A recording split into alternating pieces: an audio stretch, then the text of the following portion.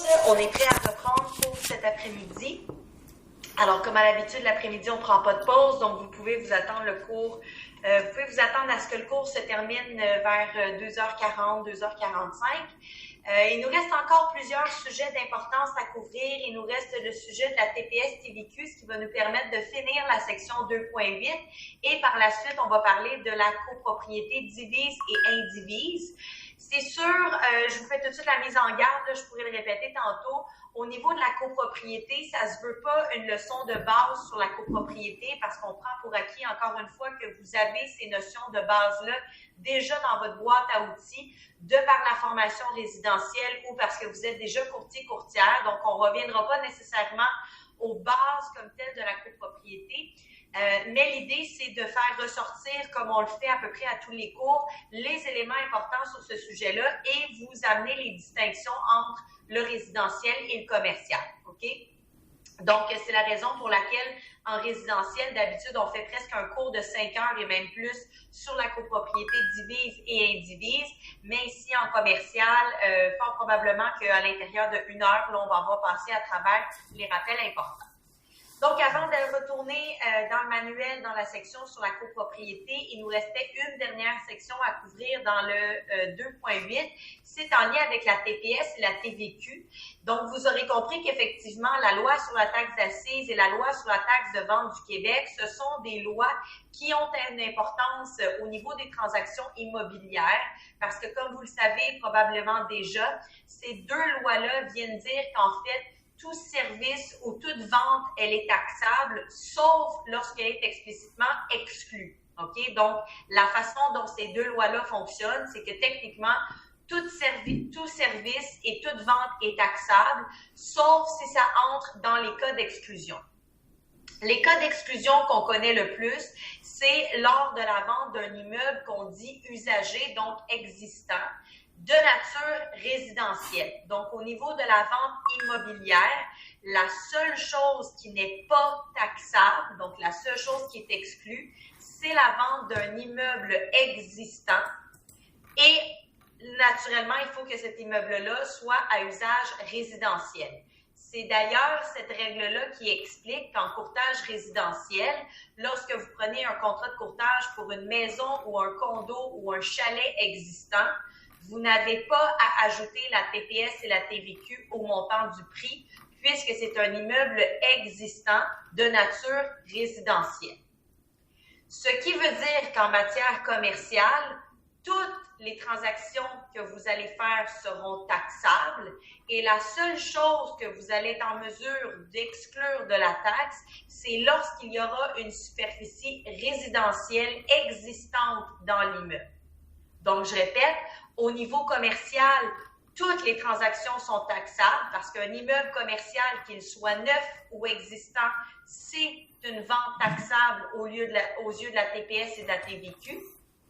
C'est également la même chose lorsqu'on parle d'un terrain à vocation commerciale. Donc, un terrain à usage commercial, c'est également une vente taxable.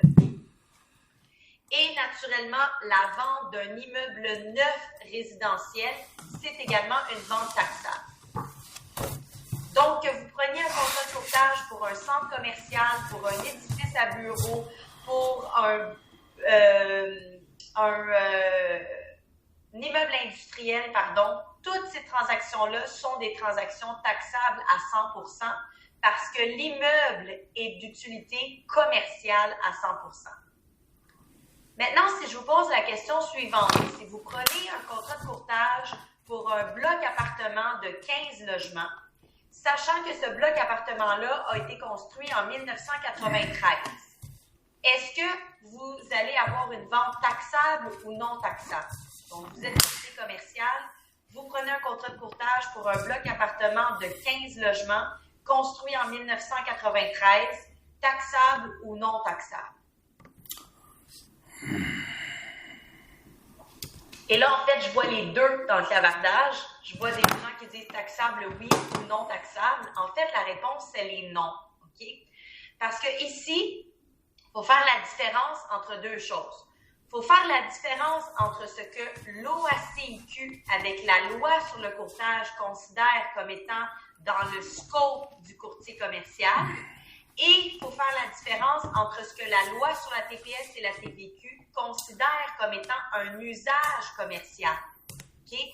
Donc ici, pour déterminer si une transaction est taxable ou non, il ne faut pas regarder dans le scope de qui ça entre au niveau de la loi sur le courtage.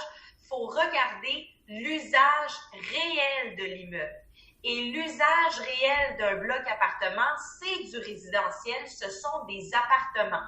Donc, comme ce bloc appartement-là a un usage réel résidentiel, ce n'est pas une transaction taxable. Même si ça tombe dans le scope du courtier commercial aux yeux de l'OACIQ, aux yeux de la loi sur la TPS et de la TVQ, ce n'est pas taxable dans la mesure, bien entendu, où c'est un bloc appartement existant. Maintenant, si j'étais pour changer l'exemple et que je vous dis, il y a un contracteur qui vient juste de finir la construction d'un bloc appartement et veut retenir vos services pour la vente de ce nouveau 15-plex fraîchement construit, là, ça sera une vente taxable. Parce que même si l'usage est résidentiel, ce que vous vendez maintenant, c'est un immeuble neuf. Donc, un immeuble neuf résidentiel, c'est une fourniture taxable aux yeux de la TPS et de la TVQ. Donc, première idée ici, ne jamais regarder si c'est moi ou le résidentiel qui a compétence au niveau du courtage. Ça, c'est pas un facteur qui est pris en considération par la TPS et la TVQ. Ce qui est pris en considération par la TPS et la TVQ, c'est l'usage réel qui est fait de cet immeuble-là. Est-ce que c'est un immeuble qui est à usage commercial ou est-ce que c'est un immeuble qui est à usage résidentiel? Et si c'est un immeuble à usage résidentiel, vous devez valider est-ce que c'est un immeuble neuf ou un immeuble existant. Deuxième idée, et là, ça va venir rejoindre la question d'Annick dans le clavardage, la deuxième chose qu'on doit ignorer pour déterminer si une vente est taxable ou non, c'est le propriétaire. Donc, le fait que le propriétaire soit une personne physique ou soit une personne morale n'a pas non plus d'impact sur la TPS et la TVQ. Donc, je vous donne les deux exemples suivants. Si c'est une compagnie, une Québec Inc., qui est propriétaire du 15 logements construits en 1993, ça ne sera toujours pas une vente taxable parce que l'usage de l'immeuble, c'est résidentiel, c'est un immeuble existant et je me fous que le vendeur soit une compagnie. L'inverse est également vrai. L'inverse est également vrai. Donc, si je vous dis que Julie, personne physique, est propriétaire d'un centre commercial, cette vente-là, elle sera taxable, peu importe que ce soit un individu qui en soit propriétaire, parce que l'usage réel de cet immeuble-là, c'est un usage commercial. C'est un centre commercial, donc c'est une fourniture taxable. Alors, deux choses à mettre de côté lorsqu'on pense à l'application de la TPS et de la TVQ. Je me fous de savoir qui est le vendeur et je me fous de savoir c'est quoi la compétence du courtier dans le dossier. Moi, ce que je regarde, c'est l'usage réel de cet immeuble-là et s'il est neuf ou non lorsqu'on a un usage résidentiel.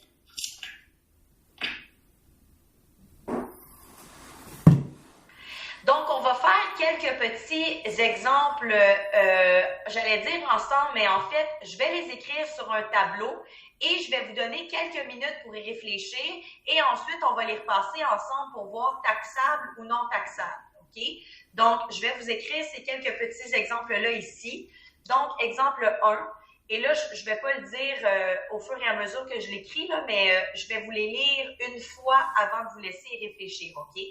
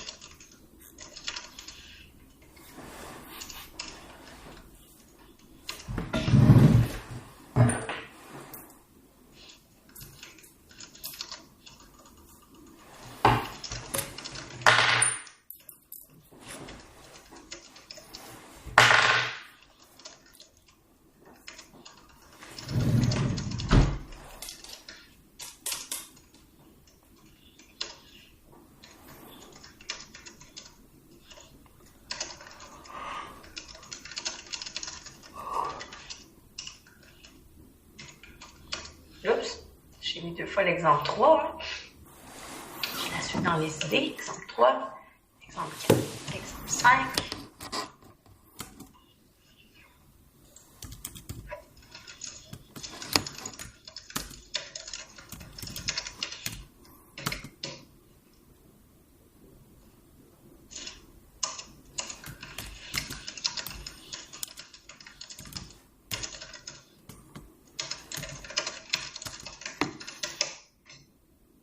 OK, donc je vous ai mis 6 exemples à l'écran. 1, 2, 3, 4, 5, 6. Je vous laisse, il est 1h15 ou à peu près. Je vous laisse 3-4 minutes pour réfléchir à ça, donc déterminer si chaque vente sera taxable ou non. Et dans 3, 4, 5 minutes, là, je vous reviens et on va faire l'exercice ensemble. Donc, prenez le temps de lire chacun, positionnez-vous et je vous reviens dans 2-3 minutes.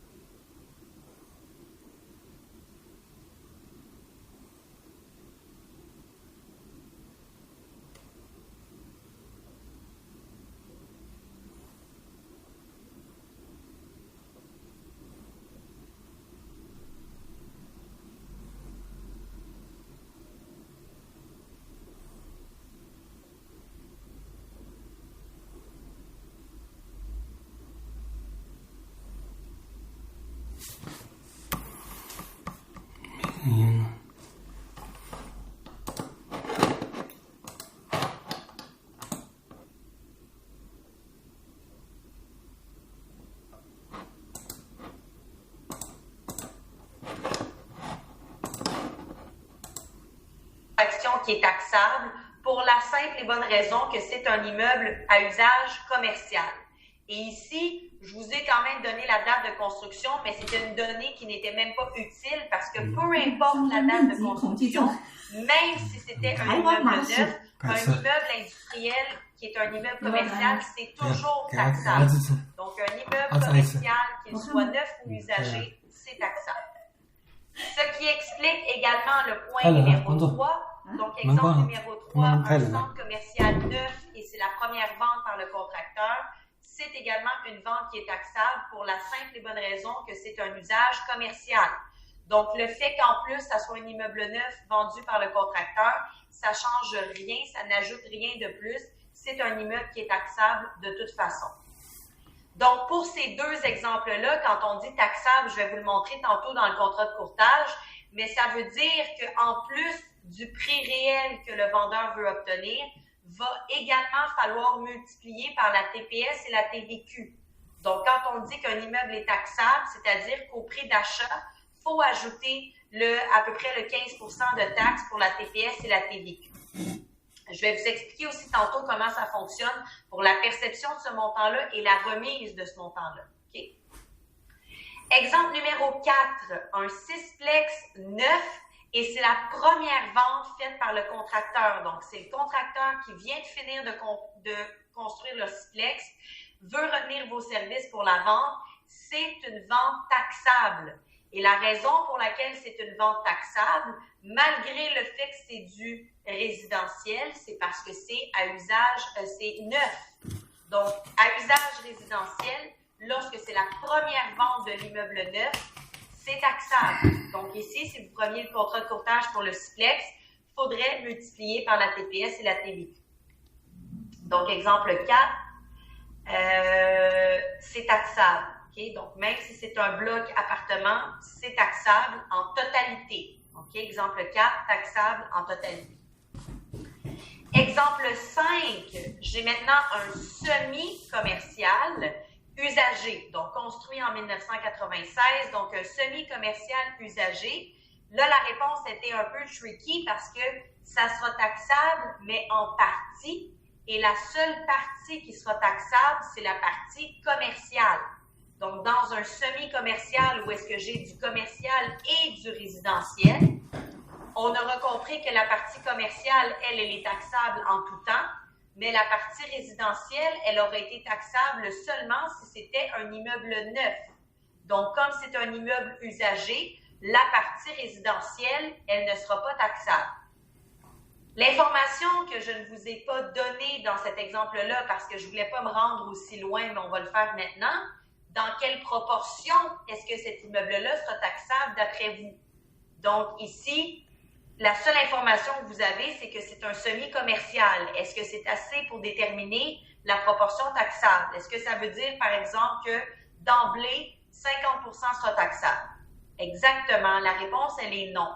Pour être en mesure de calculer le pourcentage taxable, vous devez avoir les superficies. Donc, dans un semi-commercial, vous devez aller valider dans le rôle de foncier de la ville quelle superficie de l'immeuble exactement, quelle superficie de l'immeuble est commerciale, et c'est cette superficie-là sur la superficie totale qui va vous donner le pourcentage taxable. Et là, je vois souvent que vous mentionnez c'est plus que 50% résidentiel pas taxable. Je ne sais pas qu'est-ce que vous voulez dire par là. C'est plus 50% résidentiel pas taxable. C'est plus de 50% résidentiel pas taxable. Je ne sais pas ce que vous voulez dire par là. Parce qu'en fait, ici, vous n'avez même pas à dire est-ce que c'est plus de 50% de la superficie ou non qui est commerciale. On s'en contrefiche. Ça va dépendre de si vous avez la capacité de prendre ce dossier-là ou non. OK? Donc, je répète, il faut vraiment diviser les deux. La compétence du courtier commercial s'évalue aussi en termes de superficie.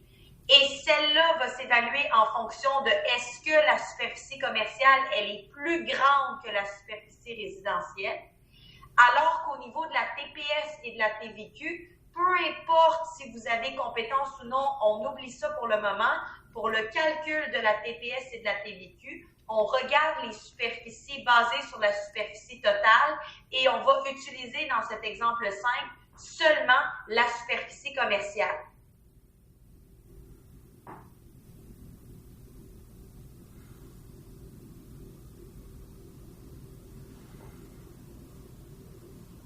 Et là, je relis ce que vous indiquez. Si la superficie plus que 50% est à usage résidentiel, alors elle n'est pas taxable. D'où vient cette règle-là? Parce que je ne suis pas sûre de comprendre.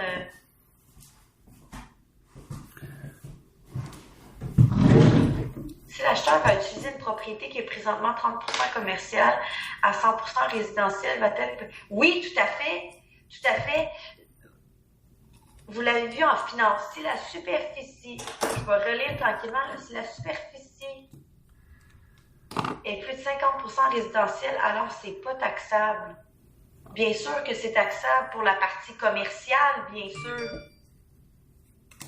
Donc, prenons un exemple, OK? Parce que je suis pas sûre de ce qui vous a été expliqué en finance. Là, c'est peut-être moi qui est dans l'erreur ou je comprends pas ce que vous me dites, là, mais prenons un exemple, OK? Disons qu'on a un semi-commercial. Je sais pas trop, là. Disons qu'on a un semi-commercial. On va se donner des grandeurs, OK? Juste pour se comprendre. Mettons que c'est un immeuble commercial qui fait 10 000 pieds carrés, OK? La totalité de l'immeuble, c'est 10 000 pieds carrés. Et mettons qu'on fait ça des chiffrons. 8 000 pieds carrés sont des... j'ai mis en anglais, excusez. Disons que 8 000 pieds carrés, c'est à usage commercial et 2 000 pieds carrés, ce sont des appartements, donc usage résidentiel. OK? Donc, mettons qu'on part avec cet exemple-là. La première conclusion qu'on peut tirer, c'est que cet immeuble-là fait partie du champ de pratique du courtier commercial parce que OK? Parce que 8 000, c'est bien entendu plus grand que 2 000. OK? Donc, pour la simple et bonne raison que la superficie commerciale, elle est plus grande que la superficie résidentielle, ça fait partie de votre champ de pratique comme courtier commercial.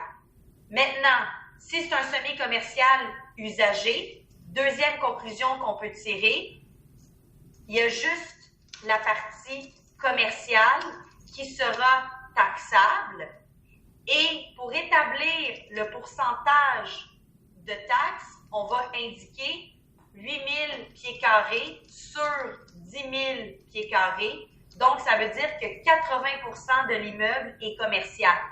Donc, vous allez appliquer la TPS et la TVQ qui donnent à peu près 15% de taxes ensemble sur 80% du prix de vente. Donc, si cet immeuble-là, je ne sais pas trop, moi, on voulait le vendre pour 1 million de dollars, 80% de 1 million de dollars, ça nous donne 800 000 dollars. Donc, c'est 800 000 fois 15%, plus, naturellement, pas de taxe, pardon, sur la partie résidentielle.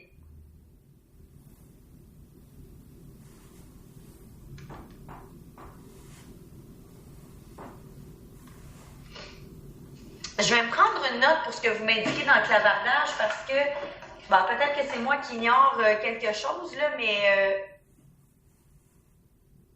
je vais me prendre une note d'aller voir qu'est-ce qui est écrit dans le livre de finances parce que des fois, il peut y avoir des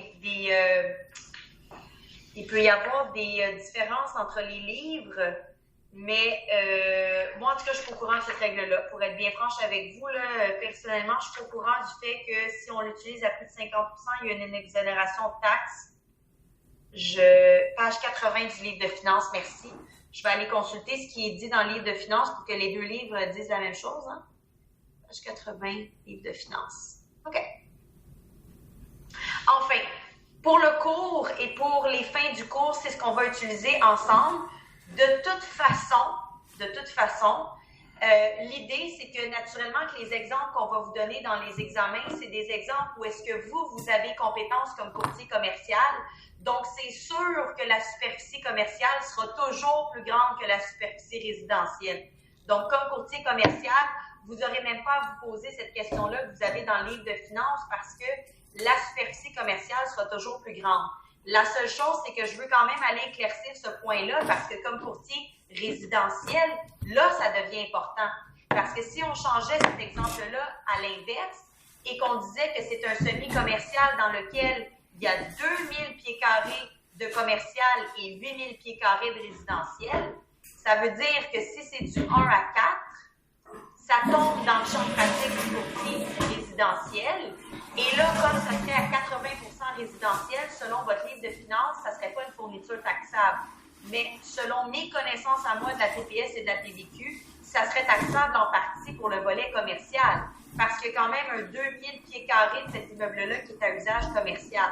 Donc, pour ce volet-là, il y a effectivement une perception de TPS et de TVQ qui doit se faire. Donc, je vais juste aller voir qu'est-ce que le livre de finances indique à ce niveau-là.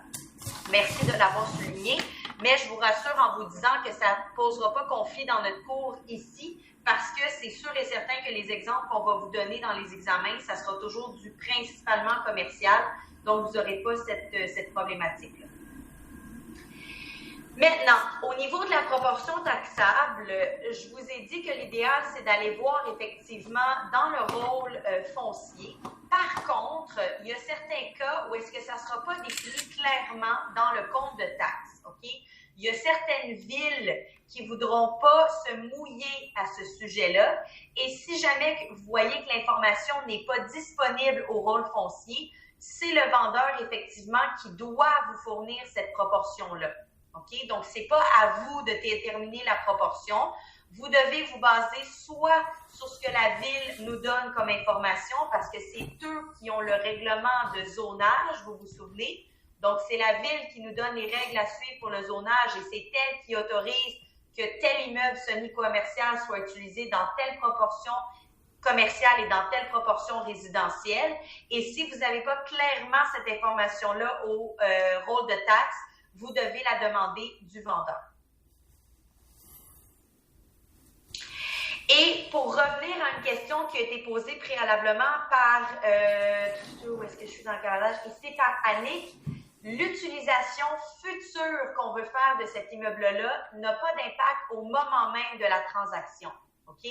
Donc, par exemple, si c'est un semi-commercial et que l'acheteur a l'intention de le convertir en 100% résidentiel, si au moment de la vente, c'est qualifié comme un semi-commercial dans lequel il y a une proportion commerciale, il va y avoir TPS à TVQ à percevoir sur la partie commerciale. Par la suite, une fois que l'acheteur va le transformer en 100% résidentiel, pour le futur, donc pour une vente future, là, naturellement, ça va changer. Et comme ça va être un immeuble existant, 100% résidentiel, il n'y aura plus de TPS et de TVQ. Okay? Donc, l'usage qu'on compte faire de cet immeuble-là n'a pas d'impact sur la perception de la TPS et de la TVQ au moment de la transaction. Et oui, Sylvie, exactement, si le vendeur doit vous fournir l'information parce qu'on n'est pas capable de l'avoir dans le rôle foncier, règle générale, le vendeur va devoir consulter la ville et parfois, ça va prendre aussi certains experts. Okay? Donc, si même la ville n'a pas été capable de déterminer parce qu'il y a des espaces qui sont à cheval entre les deux, par exemple, s'il y a un hall d'entrée dans ce semi-commercial-là qui sert autant au commercial qu'au résidentiel, est-ce qu'on le fait rentrer dans le commercial ou dans le résidentiel? Ça se peut qu'il y ait un expert qui ait besoin d'être consulté pour cet élément-là, mais encore une fois, votre rôle à vous, c'est d'attendre qu'on vous fournisse l'information. Est-ce que ça va pour ça? Merci d'ailleurs, Soua, d'avoir relevé cet élément-là. Je vais vérifier dans le livre de finances. Ça m'intrigue ce qui est indiqué. Je vais demander au collège de m'en fournir une copie.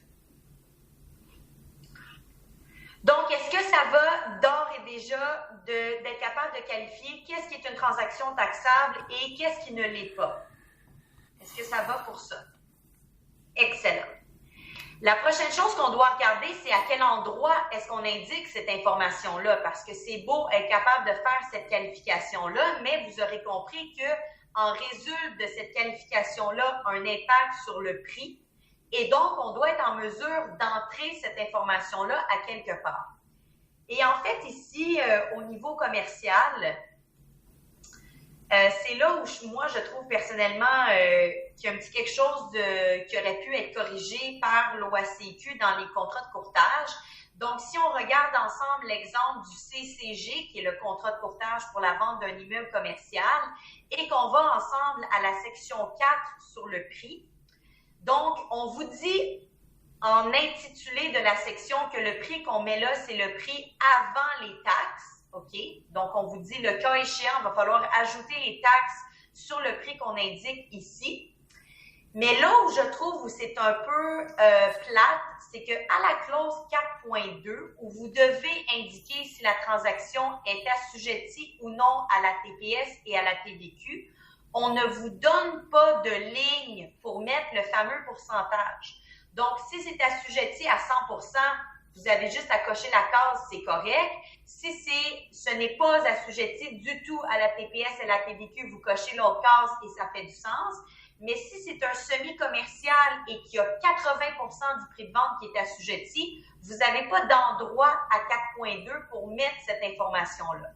Donc, ça vous oblige, lorsque vous prenez un contrat de courtage où est-ce qu'il y a seulement une partie taxable, d'aller rajouter cette information-là à la fin du contrat de courtage. Donc, vous devez aller à la clause 11.1 du contrat de courtage et vous devez indiquer, grosso modo, que suivant la clause 4.2 des présentes, 80% du prix de vente est taxable ou est assujetti à la taxe.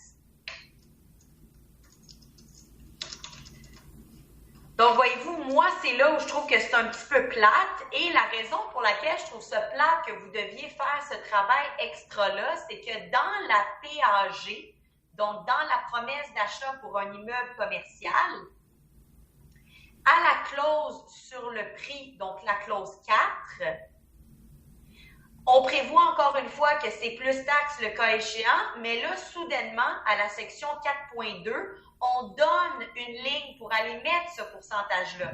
Donc, oui, on redonne l'option de dire n'est pas ou est assujetti, mais en plus, on dit dans une proportion de. Donc, moi, personnellement, j'aurais trouvé ça le fun que cette même clause-là apparaisse dans le contrat de courtage parce que l'idée, c'est que vous pourriez dire oui, mais peut-être qu'au moment de la prise du contrat de courtage, on ne sait pas c'est quoi le pourcentage taxable.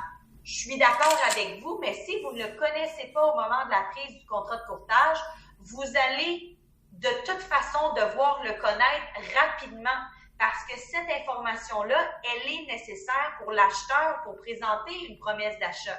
Parce que vous aurez compris que de payer 15% de taxes sur la totalité du prix de vente, sur 80% du prix de vente ou sur 20% du prix de vente, ça fait un monde de différence. Donc, pour que l'acheteur puisse donner un consentement libre et éclairé à sa promesse d'achat, on a besoin de savoir c'est quoi le pourcentage taxable, la proportion taxable.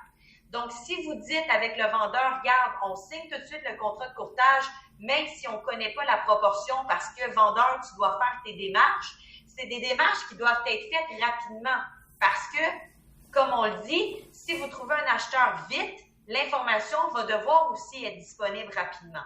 OK?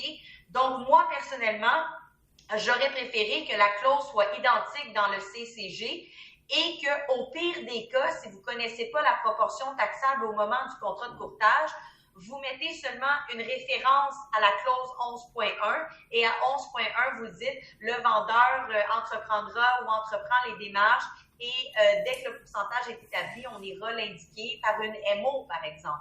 Donc, moi, j'aurais trouvé ça plus logique. Mais les contrats de courtage commerciaux, malheureusement, n'ont pas été bâtis comme ça. Donc, techniquement, lorsque vous prenez un CCG, cette information-là pourrait être inconnue, déterminée suite à la prise du CCG, mais naturellement doit être connue pour la rédaction de la PAG.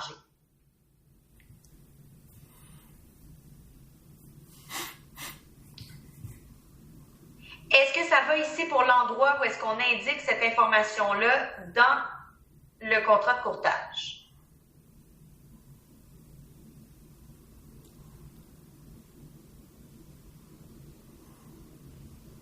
Excellent.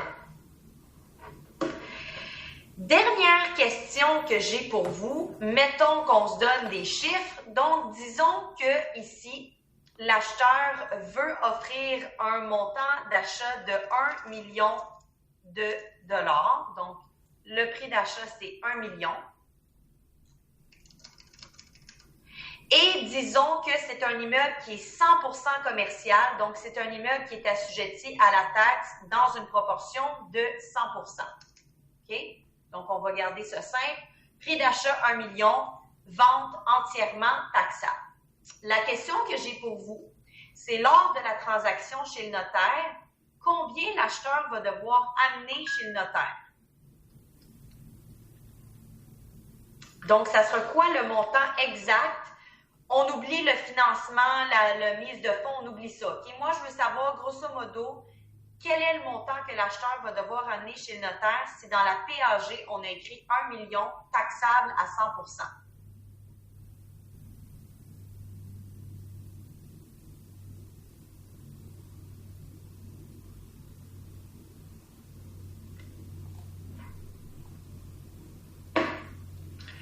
Donc, effectivement, à la base, sans appliquer de mécanisme potentiel d'auto-cotisation, je vais vous revenir là-dessus dans un instant, donc sans appliquer aucun mécanisme précis, la règle, elle est simple. Si le montant d'achat, c'est 1 million et que c'est taxable à 100%, ça veut dire que c'est 1 149 750 $ que l'acheteur va réellement devoir amener chez le notaire. Donc, il doit amener non seulement le 1 million qui est le prix de vente qui s'en va au vendeur, et doit amener aussi le 149 750 qui est la proportion de TPS et de TVQ. Ceci étant dit, une fois que le notaire récupère cet argent-là dans son compte INTROS et qu'il peut procéder à la transaction, quel est le montant réel qui s'en va dans les poches du vendeur? Donc, la prochaine question que j'ai pour vous, quel est le montant qui s'en va dans les poches du vendeur? On exclut des remboursements d'hypothèques, des frais, etc. Là, on garde ça simple. Il n'y a rien à payer avec le prix de vente. Le notaire remet tout ça. Il n'y a pas de commission de courtier. On oublie tout. Qu'est-ce qui s'en va dans les poches du vendeur? Exactement. C'est 1 million qui s'en va dans les poches du vendeur. Parce que ce qu'il faut réaliser, c'est que la TPS et la TVQ, c'est pas de l'argent que le vendeur empoche. Selon la loi sur la TPS et la TVQ, ces sommes-là, le vendeur, c'est un mandataire. Donc, le vendeur, il est mandaté par la loi de percevoir cette somme-là de l'acheteur pour la remettre au gouvernement. Donc, la personne qui met réellement le 149 750 $ dans ses poches, c'est naturellement le gouvernement. C'est à eux qui est payable la TPS et la TVQ dans la proportion de dans la proportion de chacun. OK? Donc, ce qu'il faut comprendre ici, c'est que lorsqu'un vendeur veut obtenir 1 million de dollars dans ses poches pour la vente de son immeuble, c'est ça le montant qu'il faut mettre dans la PAG. Il faut ignorer le 15 % de taxe parce que ça, c'est pas de l'argent qui revient au vendeur. Donc, ne vous trompez pas lorsque vous faites la transaction avec le vendeur. On ne considère pas la TPS et la TVQ parce que la seule chose que le vendeur fait avec ça, c'est de la percevoir de l'acheteur et de la remettre au gouvernement. Ceci dit, OK, il existe des mécanismes d'auto-cotisation.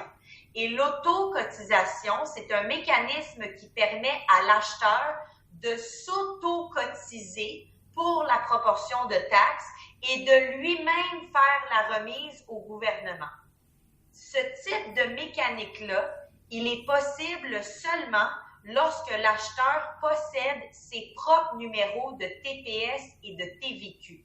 Okay? Parce que pour être un mandataire du gouvernement, je dois avoir des numéros TPS et TVQ. Dans le langage commun, on appelle ça être inscrit en taxe. Et lorsqu'on est inscrit en taxe, ça veut dire que le gouvernement confirme qu'on est un mandataire de lui-même pour la perception de la TPS et de la TVQ. Donc, que ce soit l'acheteur qui s'auto-cotise ou que ce soit le vendeur qui fasse la perception, dans les deux scénarios, celui qui le fait doit avoir des numéros TPS et TVQ. Et c'est ça qui est important pour vous parce que lorsque vous prenez un contrat de courtage avec un vendeur et que ce vendeur-là, ça donne qu'il n'a jamais été inscrit en taxes, ça peut arriver, même quand on est propriétaire d'un immeuble commercial, si on a décidé de ne pas en faire l'amortisation, si on a décidé si on ne fait pas assez de revenus non plus pour s'inscrire en TPS TVQ, ça se peut que le vendeur ne soit pas inscrit en TPS TVQ, OK? Surtout si c'est un immeuble qui a été hérité. Pensez-y une seconde. Si mon grand-père décède et j'hérite d'un immeuble commercial, puis que je dis, moi, je connais rien là-dedans, puis je veux le revendre comme légataire, c'est fort possible que je ne sois pas inscrit en TPS et en TVQ. Donc, l'idée, c'est que lorsque vous prenez un contrat de courtage et que votre vendeur n'est pas déjà inscrit en TPS et en TVQ, il faudrait recommander de le faire parce que ces numéros-là vont être requis pour que le notaire puisse procéder à la transaction.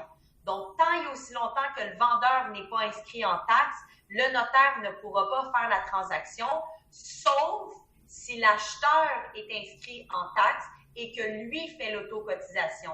Mais comme on ne sait pas qui va être notre acheteur avant de recevoir une promesse d'achat, et si on attend de recevoir une promesse d'achat pour s'inscrire en taxe, bien, ça se peut qu'on n'ait pas nos numéros à temps pour procéder à la transaction à la date où on l'aurait voulu. OK? Donc ici, l'idée, je le répète, c'est que pour être un mandataire TPS TVQ, il faut être inscrit en taxe, donc il faut avoir ses propres numéros TPS TVQ. Et donc, lorsqu'on prend un contrat de courtage avec un vendeur, il faut valider que ces numéros-là sont existants. Et s'ils ne le sont pas, recommander au vendeur de le faire parce qu'attendre de trouver un acheteur, ça pourrait jouer sur la date de la transaction si cet acheteur-là n'est pas lui-même inscrit en taxe et qu'on ne peut pas procéder par l'autocotisation. Est-ce que c'est clair jusqu'ici? OK. Au niveau de l'obtention des numéros TPS TVQ, c'est pas quelque chose qui est très compliqué. OK, on n'a pas besoin de faire 350 000 étapes. C'est assez concis de faire une demande en TPS et en TVQ, mais vous aurez compris que ces numéros-là sont donnés par le gouvernement. Donc, il y a une lenteur administrative à ce niveau-là comme pour n'importe quoi d'autre. Donc, dès qu'il y a de l'administration d'impliquer, il y a des processus en place, il faut suivre les étapes. Donc, c'est pas que c'est compliqué avoir les numéros, c'est qu'on est sujet à ce processus-là qui a son propre temps. OK? Donc, si on est capable, oui, dans une période qui n'est pas très achalandée, ça se peut que ça soit rapide, mais si on est dans une période achalandée, ça se peut que ça soit un petit peu plus long. Et oui, ça se fait exactement, Farida, ça peut se faire en ligne. Donc, on peut faire la demande de TPS, de numéro TPS TVQ en ligne. Ou si jamais on n'a pas accès au formulaire électronique, j'ose imaginer qu'il y a aussi une ligne téléphonique qu'on peut appeler pour obtenir l'information. OK? La dernière chose que je veux vous mentionner à ce niveau-là, peut-être que votre prof de finance vous l'aura aussi mentionné, c'est que non seulement vous devez valider l'existence de ces numéros-là, mais vous devez aussi vous assurer que ces numéros-là sont reliés au nom de votre vendeur. OK? Et là, vous allez peut-être dire, qu'est-ce qu'elle veut dire par là? Ce que je veux dire par là, c'est que autant une personne physique qu'une personne morale peut obtenir des numéros TPS et TVQ et on ne peut pas interchanger ces numéros-là. Donc, si votre vendeur, c'est une compagnie, vous devez vous assurer que les numéros TPS et TVQ sont au nom de cette compagnie-là et non pas au nom d'une personne physique qui pourrait être impliquée dans la compagnie. Donc, par exemple, si moi, Julie, je me suis incorporée pour mes services de notaire, donc toute ma business de notaire, je fais ça sur le biais d'une compagnie, d'une société par action, et ça donne que j'ai des numéros TPS, TVQ pour ma compagnie, et j'ai des numéros TPS et TVQ pour moi individuellement. Vous devez vous assurer dans votre dossier de consigner les numéros TPS et TVQ qui vont avec la compagnie et non pas mes numéros personnels. Donc, les numéros doivent être ceux de votre client vendeur et non pas de quelqu'un d'autre. Et ça, vous allez souvent le voir lorsque, par exemple, on avait une personne qui était propriétaire d'un immeuble, elle avait demandé ses numéros TPS, TVQ et récemment, elle s'est incorporée et a transféré l'immeuble au niveau de la compagnie et n'aurait pas encore obtenu ses numéros TPS et TVQ pour la compagnie. Donc là, si vous faites une recherche, tout est disponible gratuitement en ligne. Si vous faites une recherche au niveau des numéros TPS, TVQ et que vous voyez que c'est au nom personnel, vous ne pouvez pas les accepter. Ça prend les numéros au nom du vendeur, donc dans le cas que je vous ai donné au nom de la compagnie. Okay, donc, c'est juste une petite chose sur laquelle je voulais attirer votre attention parce que ça peut arriver. Les gens peuvent croire que parce que les numéros m'ont été émis à moi, je peux les utiliser pour une compagnie dans laquelle je suis actionnaire ou je suis administrateur ou les deux. Okay? Mais c'est pas vrai. Chaque entité, que ce soit un individu ou une personne morale, doit avoir ses propres numéros TPS TVQ. Est-ce que ça va pour ça? Excellent. Super. Donc, si on résume, et je vais retourner dans le manuel pour faire le petit résumé. Donc, si on résume, la vente d'un immeuble commercial neuf ou usagé, c'est une vente taxable et ça inclut aussi les lots vacants. La vente d'un immeuble résidentiel neuf, c'est également une transaction taxable. La seule chose qui n'est pas taxable, c'est la vente d'un immeuble résidentiel usagé.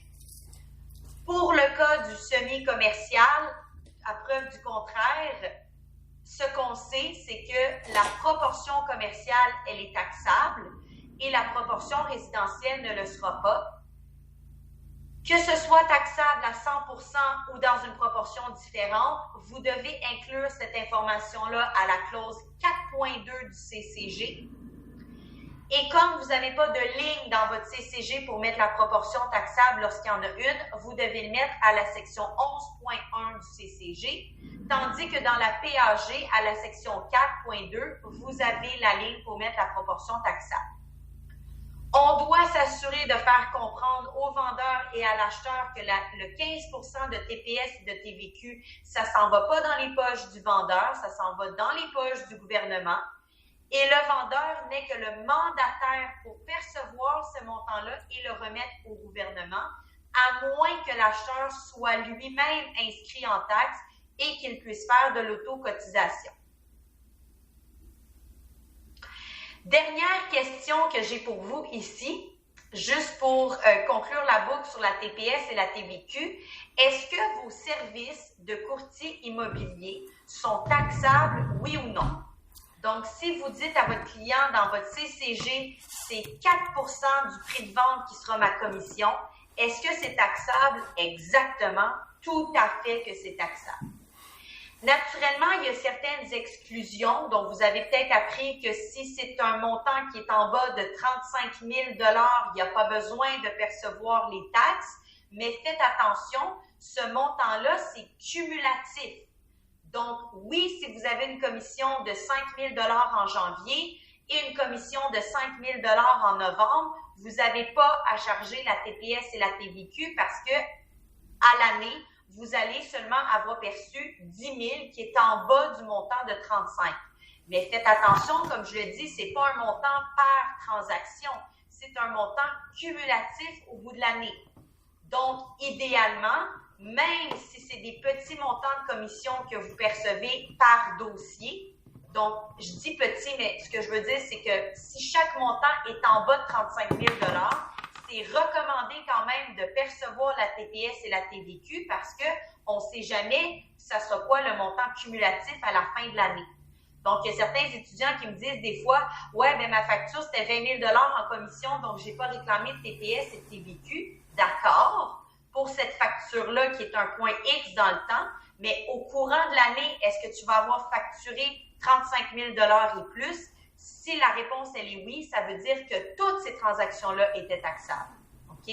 Donc, c'est la raison pour laquelle on vous recommande dans tous les cas de percevoir la TPS et la TVQ. Et de toute façon, lorsque vous êtes inscrit en taxe, si vous avez perçu de la TPS, TVQ alors que vous étiez ce qu'on appelle un petit émetteur, vous allez pouvoir l'indiquer dans votre rapport TPS, TVQ. Exactement. Exactement. Donc, vous avez des rapports à faire TPS, TVQ et donc, vous avez juste à le mentionner à ce niveau-là. OK? Et en fait, lorsque c'est une fourniture qui est en bas du montant de 35 000 il n'y a personne qui a besoin de payer la TPS et la TVQ à ce niveau-là. OK? Donc, c'est pour ça qu'on dit que ce n'est pas une transaction qui est taxable si elle est en bas de ce montant-là, mais il faut garder en tête que c'est un total par année. Excellent. La dernière section que vous avez ici à 2.8, c'est la section sur la loi sur le recyclage des produits de la criminalité et le financement des activités terroristes. Et cette section-là, en fait, j'aurais dû vous la mentionner lorsqu'on a parlé de la vérification de la capacité juridique parce que ce que j'ai expliqué en lien avec vos obligations par rapport au CANAF, c'est là que vous le retrouvez, OK? Donc, tout ce que je vous ai montré dans l'article distinct de l'OACQ, ça a été inclus dans votre manuel. Donc, si vous voulez, vous pouvez peut-être y faire un lien entre cette section-là et la section sur la vérification de capacité et d'identité du chapitre 1. Donc, mea culpa ici, là, j'avais oublié que cette information-là avait été ajoutée dans votre manuel. Ça a été fait au début de la session, là, dans le livre mis à jour au mois d'août. Donc, c'est vrai, j'avais oublié qu'on avait fait une section particulière. Et en fait, moi, personnellement, j'aurais préféré la mettre dans la section de capacité juridique au chapitre 1, mais comme la loi sur le recyclage des produits de la criminalité et le financement terroriste est une loi spéciale, c'est une loi externe qui n'est pas dans le Code civil, bien entendu, ça faisait un peu plus de sens de le mettre ici dans votre manuel avec les autres lois qui ont un impact sur les transactions immobilières. Donc, ici, là, vous avez tout ce qu'on a discuté dans le chapitre 1. C'est là que vous l'avez, donc les différents indicateurs de fraude, le fait qu'on doit bien valider l'occupation de son client. Si le client, c'est une compagnie, on doit obtenir la liste des bénéficiaires effectifs. Donc, tout ça, là, vous avez ça ici à la fin du chapitre 2. Est-ce que ça va pour cette matière-là? Est-ce que vous avez des questions ou des choses que vous voudriez qu'on éclaircisse? Ça va? Excellent. Ce qui veut dire qu'on serait maintenant rendu à parler de la copropriété. Donc, on va revenir en arrière dans le chapitre 2. Pour se diriger à la section 2.3 pour faire des rappels importants sur la copropriété. Donc, section 2.3, ici. Donc, à partir de la page 56 de votre manuel, on retrouve la section 2.3 sur la copropriété. Alors, comme je vous l'ai dit tantôt, le but de cette section-là, c'est pas de revoir en détail tout le matériel au niveau de la copropriété d'IDIS, mais comme on veut pas assumer que vous ayez ces connaissances-là, parce que comme je vous l'ai dit à notre premier cours ensemble, oui, c'est une spécialisation commerciale, mais comme vous venez de parcours, d'expertise ou d'expériences différentes, on veut pas non plus présumer que vous avez toute la connaissance sur ces sujets-là, ce qui explique pourquoi cette section-là, particulièrement de votre manuel, elle est extrêmement détaillée. OK? Donc, la section sur la copropriété, la section 2.3, ça va jusqu'à la page. Donc, il y a énormément de matériel là-dessus.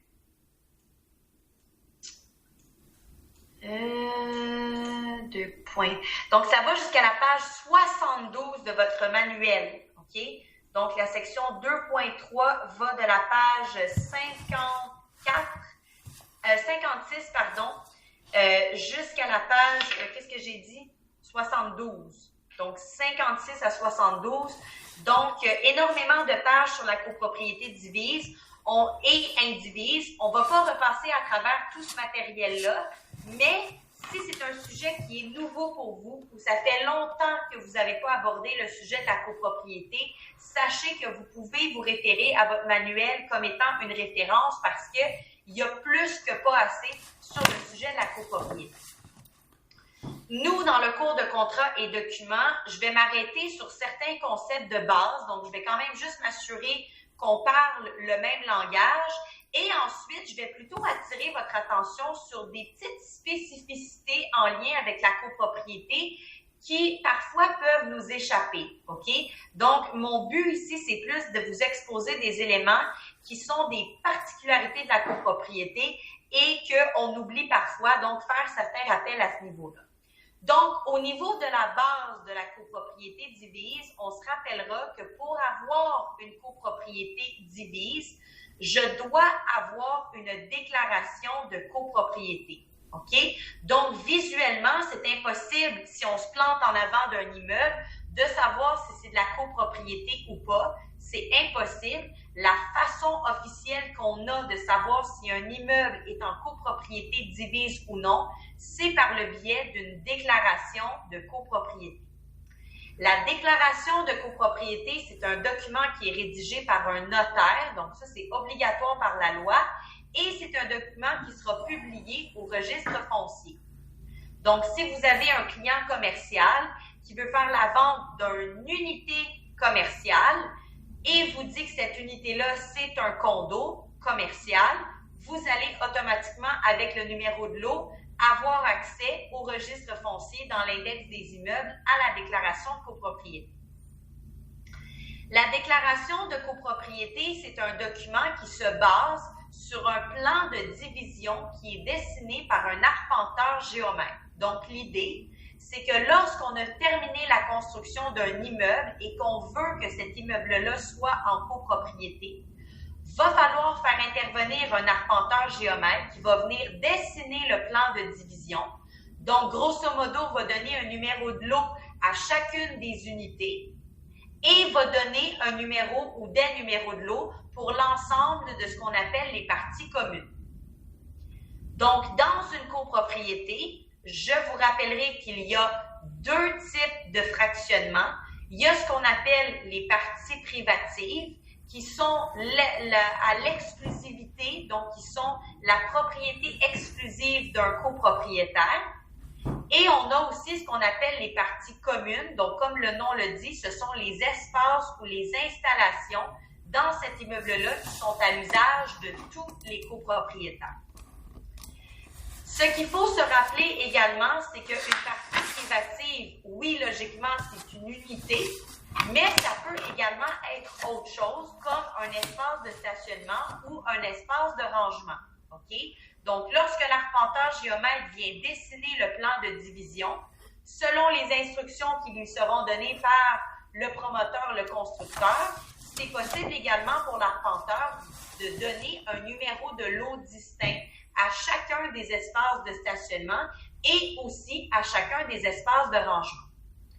Est-ce qu'il y a quelqu'un qui peut me dire pourquoi est-ce qu'on voudrait cadastrer des stationnements? Pourquoi est-ce qu'on voudrait qu'un espace de stationnement soit une partie privative plutôt que de le laisser dans le bassin général des parties communes? Donc, pourquoi est-ce qu'on ferait ce travail-là de donner un numéro de lot? Exactement. Donc, Sylvie Parida-Soie, c'est pour la revente. Parce qu'à partir du moment où je donne un numéro de lot distinct à un espace de stationnement, j'en fais par le fait même une partie privative et une partie privative peut être vendue. Donc, un contracteur qui fait cadastrer les unités et qui fait cadastrer les stationnements, ça veut dire que non seulement il peut monnayer les unités, mais il peut monnayer également les espaces de stationnement.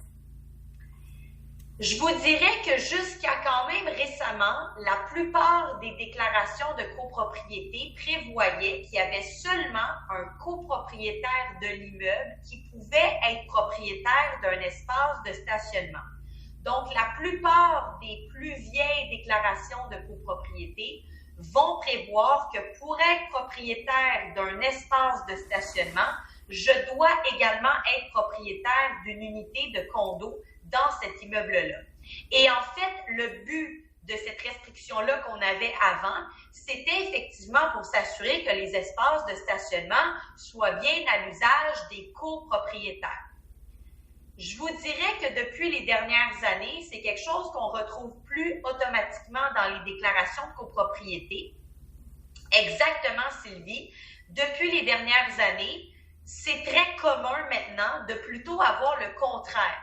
Donc, si on prend la peine de faire cadastrer les stationnements, maintenant, depuis les dernières années, bien souvent, la déclaration de copropriété va prévoir que ces stationnements-là peuvent être vendus à des tierces personnes qui ne sont pas nécessairement propriétaires dans l'immeuble, ou bien on peut aussi prévoir dans la déclaration de copropriété que chaque copropriétaire va pouvoir vendre à une tierce personne un stationnement dans la mesure où il s'en conserve au moins un.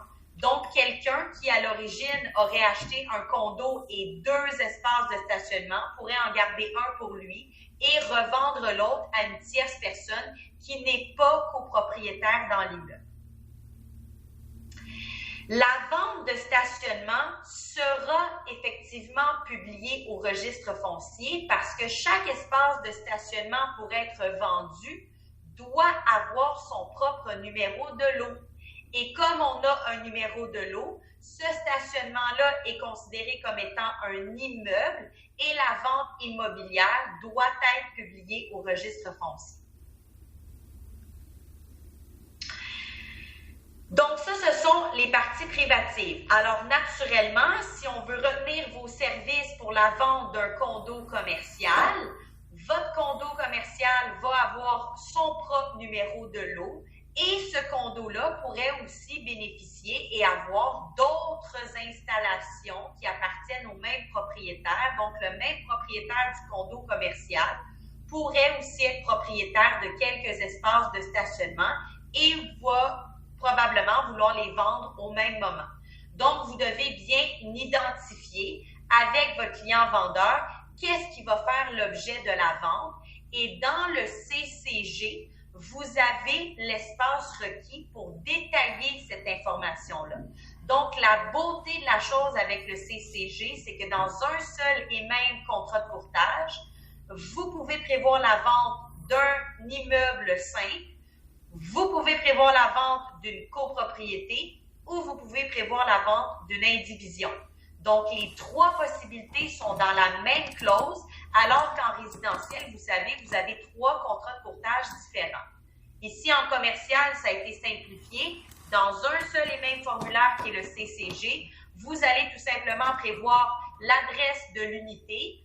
Vous allez mettre le numéro de lot du condo commercial lui-même. Et ensuite, vous allez cocher la section qui dit que c'est tenu en copropriété divise. Et là, vous allez être en mesure d'aller mentionner est-ce qu'il y a d'autres choses aussi qui viennent avec cette vente-là, comme la vente d'un espace de stationnement partie privative.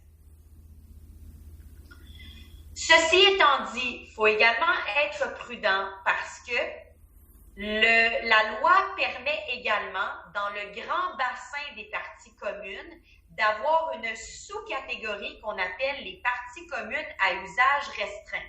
Donc, les parties communes à usage restreint, c'est un espace qui est à l'intérieur des parties communes, mais qu'on vient assigner à un copropriétaire en particulier. Donc, par exemple, les espaces de stationnement, s'ils n'ont pas été cadastrés. Donc, mettons que lorsqu'on a fait le plan de division, on n'a pas donné un numéro de lot à chaque espace de stationnement. Donc, on ne voulait pas en faire une partie privative, ce qui veut dire qu'automatiquement, ça tombe dans les parties communes.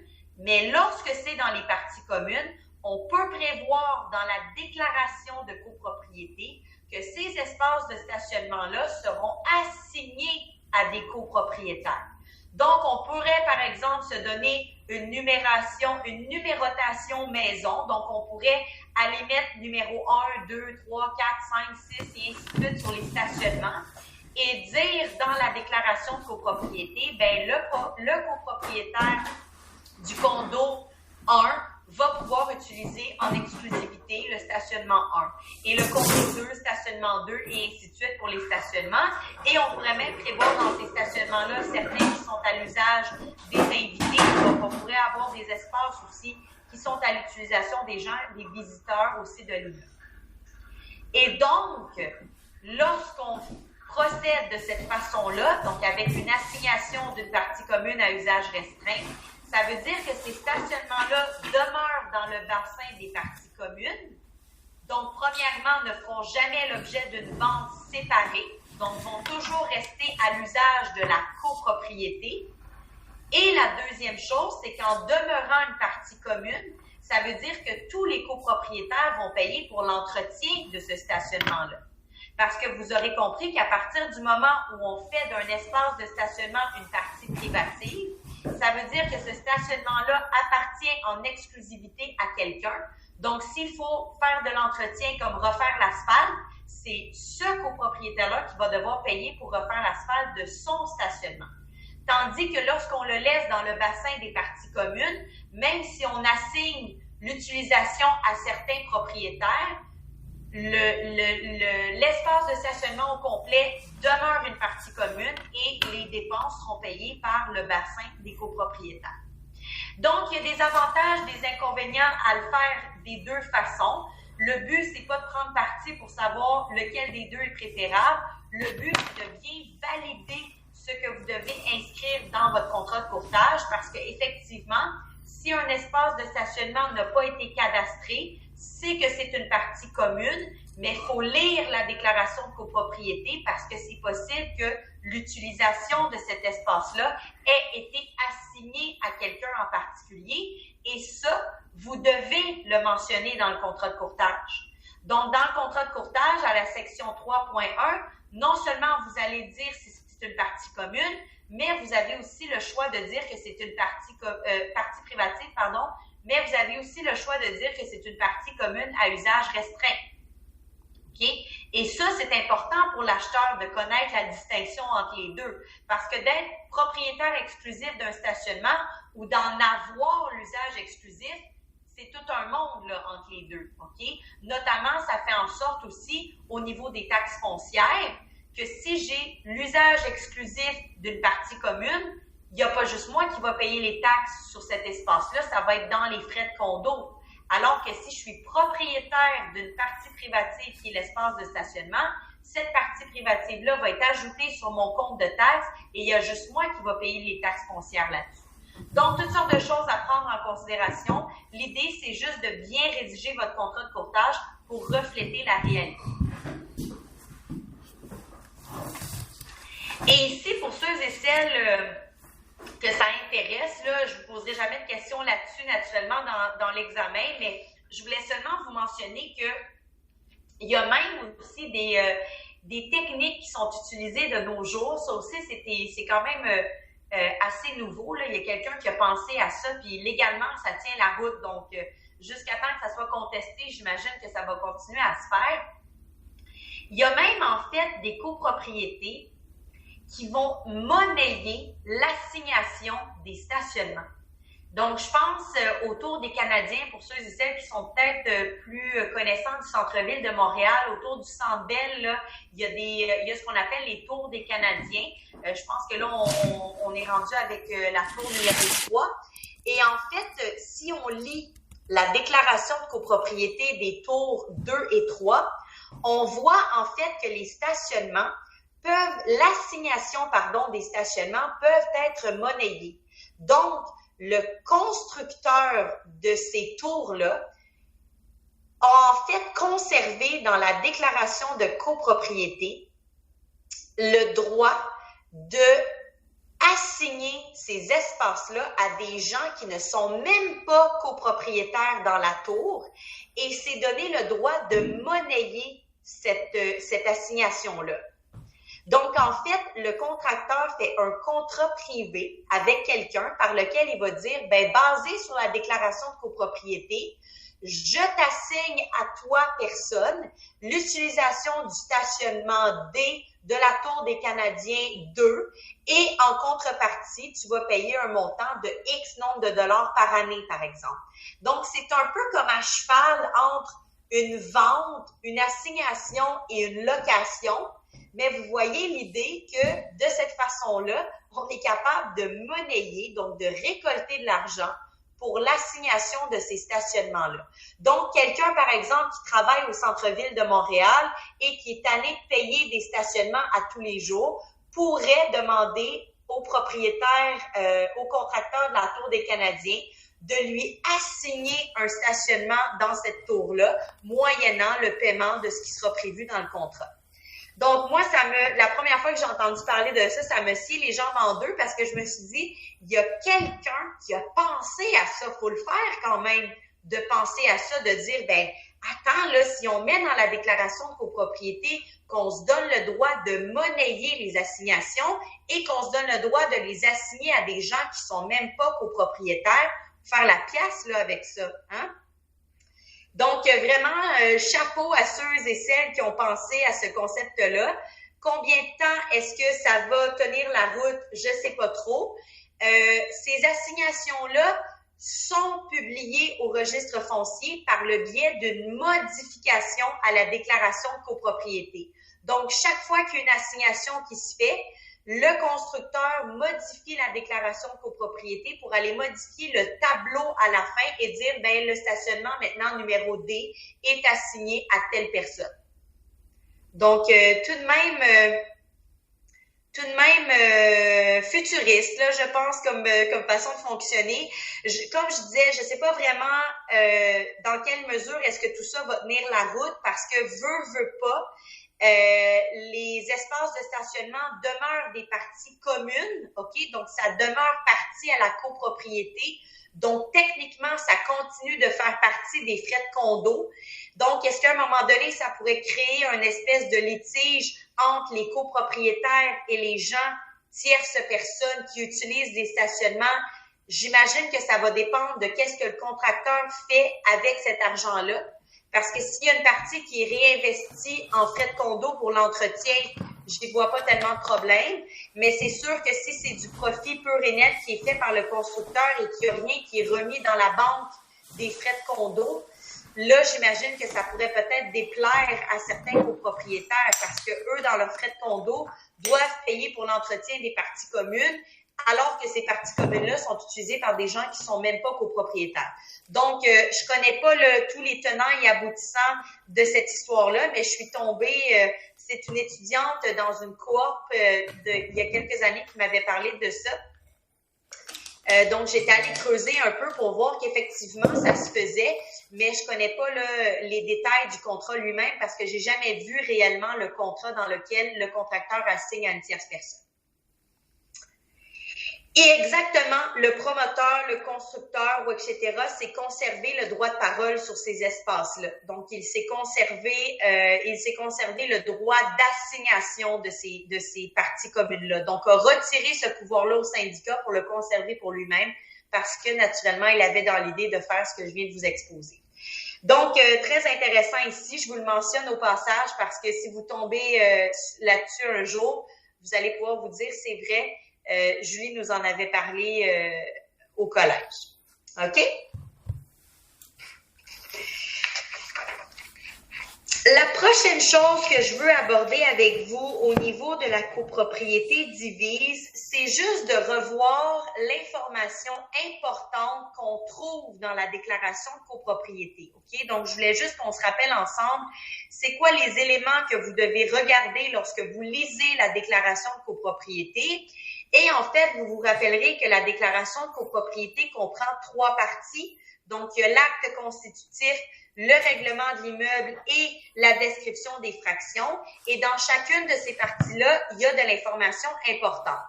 Premièrement, dans la partie 1, qui est l'acte constitutif de copropriété, les 2 informations primordiales que vous devez consulter, c'est la destination de l'immeuble et la valeur relative des parties privatives. Donc ici, premièrement, la destination de l'immeuble, je vous rappelle que c'est l'usage autorisé de cet immeuble-là. Et vous aurez probablement compris que si vous êtes à prendre un contrat de courtage pour un condo commercial, c'est que la destination qui est prévue dans la déclaration sera soit un usage commercial à 100% ou du moins un usage mixte. OK? Donc, si je reprends mon exemple de la Tour des Canadiens 1, cette fois, la Tour des Canadiens 1, c'est celle qui est juste en face du Centre Bell. Et en fait, au rez-de-chaussée de la Tour du Canadien, il y a des espaces commerciaux. Donc, il y a notamment une épicerie, un café. Donc, ça, c'est la partie à usage commercial de la tour. Et le reste des étages, ce sont des unités d'habitation. Donc, si on allait voir la déclaration de copropriété de la Tour des Canadiens 1, donc on va le faire ensemble ici, on verrait dans la section sur la destination, donc je vais y aller avec vous, destination de l'immeuble, donc vous voyez que non seulement eux le décrivent comme un complexe multifonctionnel, c'est-à-dire qu'il y a un espace à usage commercial et il y a aussi un espace à usage résidentiel. Donc, c'est sûr et certain que pour prendre un contrat de courtage sur un condo commercial, ça veut dire que vous êtes allé lire la déclaration de copropriété et que sous la destination de l'immeuble, on vous dit que l'usage commercial, il est permis. Si jamais l'usage commercial n'a pas été permis dans la déclaration, donc on aurait dit dans la déclaration que c'est 100% résidentiel et que le propriétaire du condo a décidé de tourner ça en usage commercial, vous ne pouvez pas prendre ce dossier-là parce que légalement, l'usage qui est permis, c'est résidentiel et l'usage que le copropriétaire en fait est donc dérogatoire.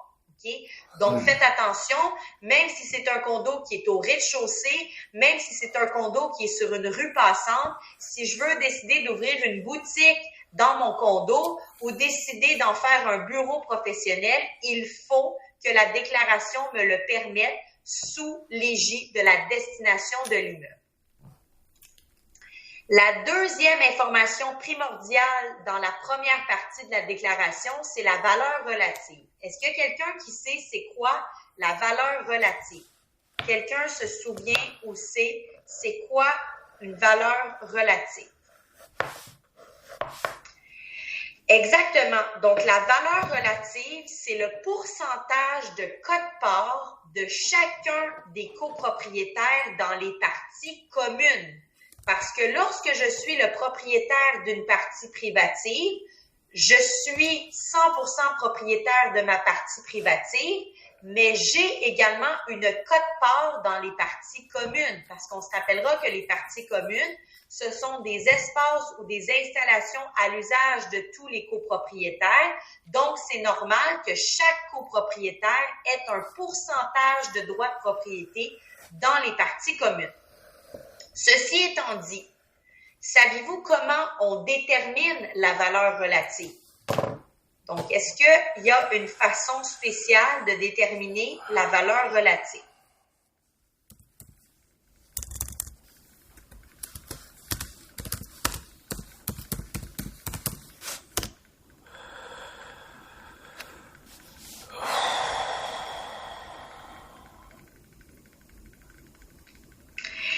Alors ici, c'est un peu une question piège que je vous posais, pas une question piège, mais en fait, c'est que la détermination de la valeur relative, c'est le notaire qui va faire ce travail-là avec le constructeur. Okay? Donc, une fois que la construction est terminée, l'arpenteur géomètre est venu dresser le plan de division. Tout ça est envoyé au notaire pour la rédaction de la déclaration de copropriété et c'est là qu'on va évaluer la valeur relative de chacun des condos. Règle générale, lorsque les condos sont tous identiques, OK? Donc, si c'est un immeuble de 6 condos et que les 6 condos sont exactement de la même dimension, ils ont la même luminosité, les mêmes finitions, les mêmes divisions, ont accès exactement aux mêmes installations. Donc, si c'est égal pour tout le monde, fort probablement que la valeur relative de chacune sera alors 1/6. OK? Donc, on ne se casse pas la tête pour rien. Si tout est pareil, 100% divisé par 6, donc chacun va avoir 1/6 de quote-part dans les parties communes. Par contre, lorsque les caractéristiques des unités sont différentes, c'est là où la valeur relative de chacune sera également différente. OK?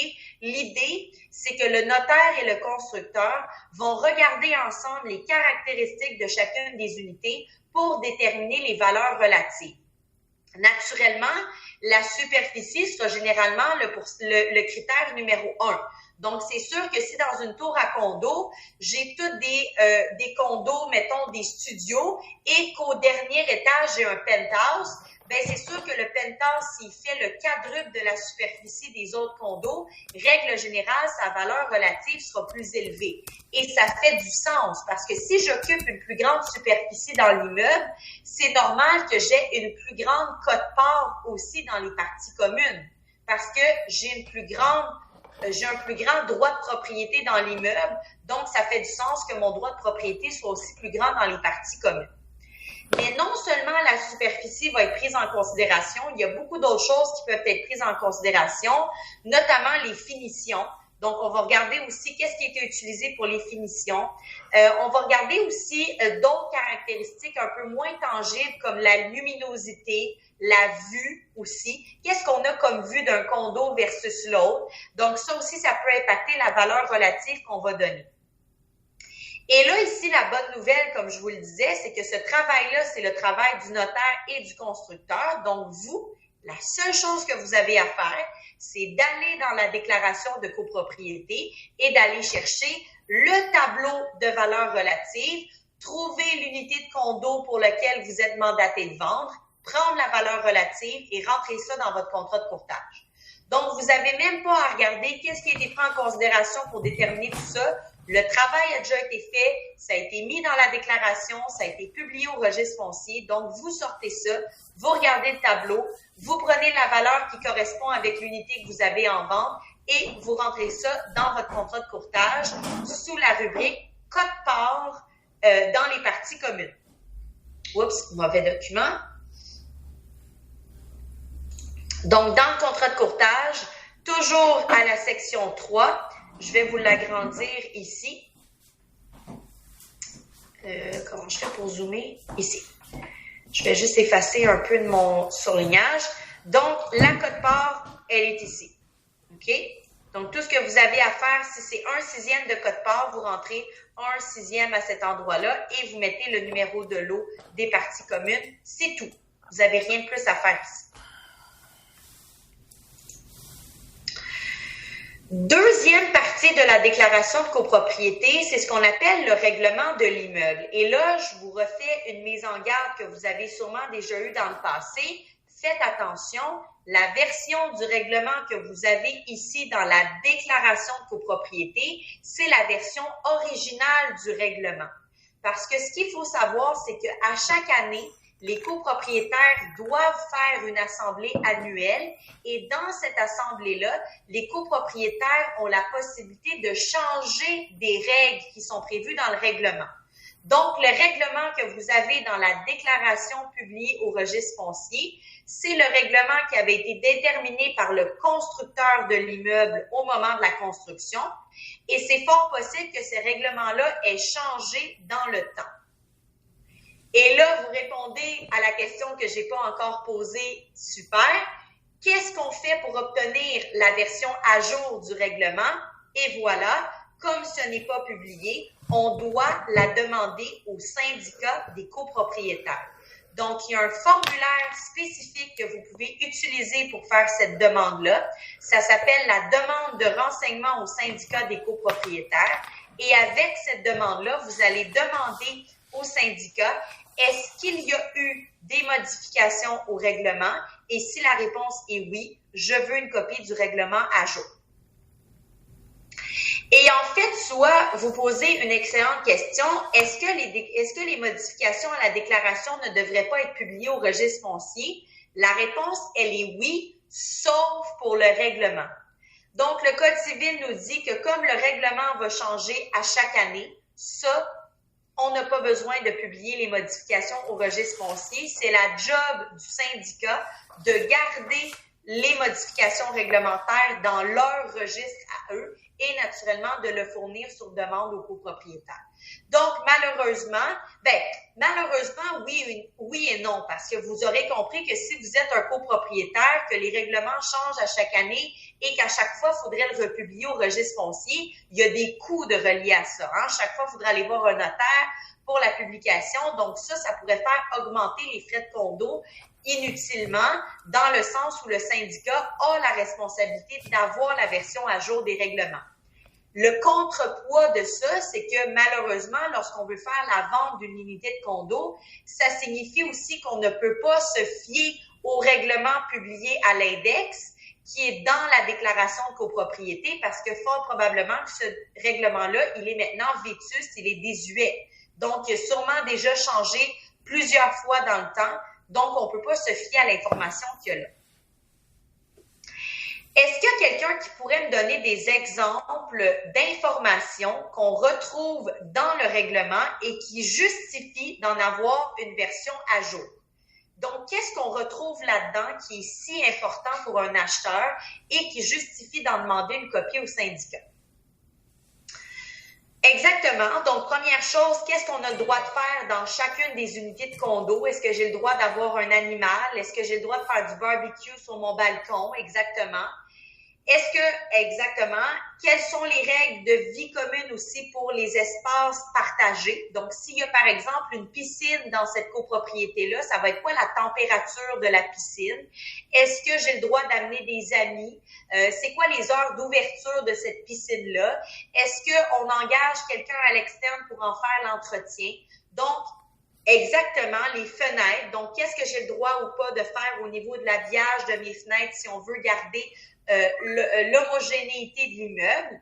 Et Sylvie, vous le mentionnez très bien, une chose qui est particulièrement importante pour vous comme courtier, à quel endroit j'ai le droit de mettre ma pancarte à vendre?